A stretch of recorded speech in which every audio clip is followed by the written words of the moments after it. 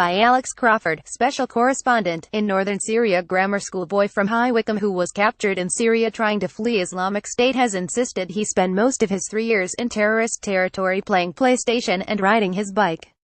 Shabazz Suleman, who had his 22nd birthday in a free Syrian army jail on the Turkish border, told Sky News he had made a naive mistake by joining the terror group.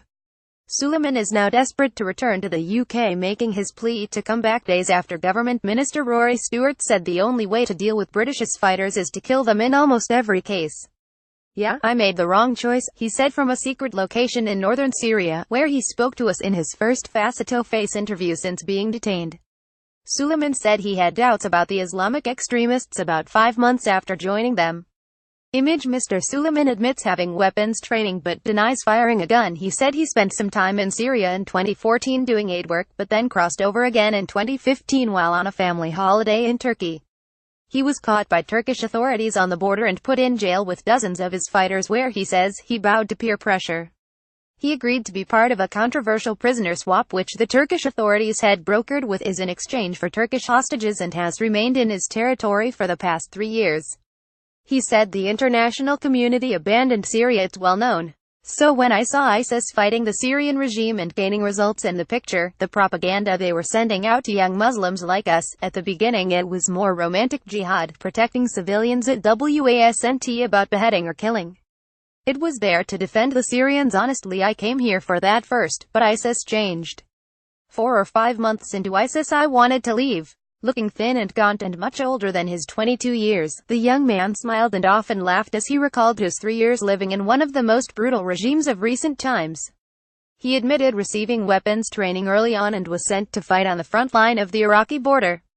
Video: Why did a British IT worker quit the UK and join the fight against IS in Syria? But he insisted he did not take part in the battles, managing to avoid firing a single shot.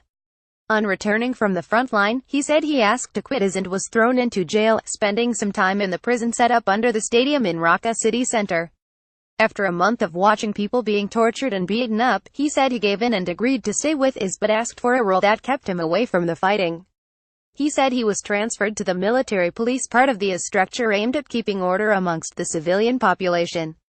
But again, Suleman insisted he was mostly office-bound, playing games on his laptop or on guard duty at checkpoints.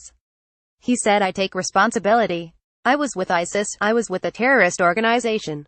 But I didn't kill anyone. I hope I didn't oppress anyone. I did have Kalashnikov and a military uniform, but I didn't hit anyone. I didn't oppress anyone, if you understand. I was there with military police, but like I said, I was in the office."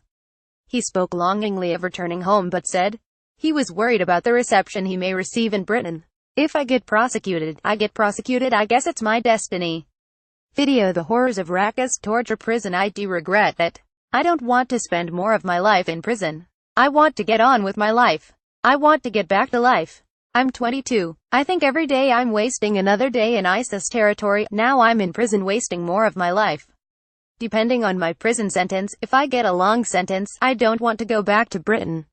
If it's short, I do prison and go out, get a job, continue my studies and politics, whatever." Suleman spoke about how had gone into hiding to try to avoid fighting, sitting in various houses in Raqqa playing GTA, Grand Theft Auto, or Metal Gear Solid on a PlayStation, and having a normal life in his territory.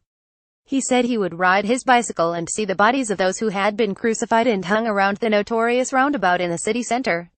He insisted that, towards the end, he was not alone in feeling disillusioned, with many of the foreign fighters having regrets. Video: Deserted, eerie and dead inside Raqqa. "Many ISIS fighters are not what you perceive them to be," he said.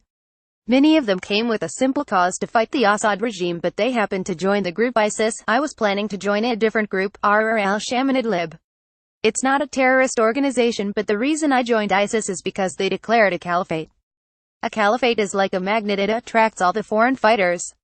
"Do you see yourself as a terrorist?" I asked him. He replied, laughing, "No, it's very weird. You think of a terrorist as someone with a mask and sword cutting off people's heads. I was relaxing, hiding in Raqqa quietly, playing PlayStation or going around on bike rides, normal life in ISIS territory, trying to evade ISIS checkpoints. Fear of Islamic State suicide attacks lingers in Raqqa." He spoke of his biggest regret, causing his family in Buckinghamshire such worry. He said, "I feel like I've just caused them pain. They're always worried. I regret what I put my family through. I wish I could redeem myself for that as well.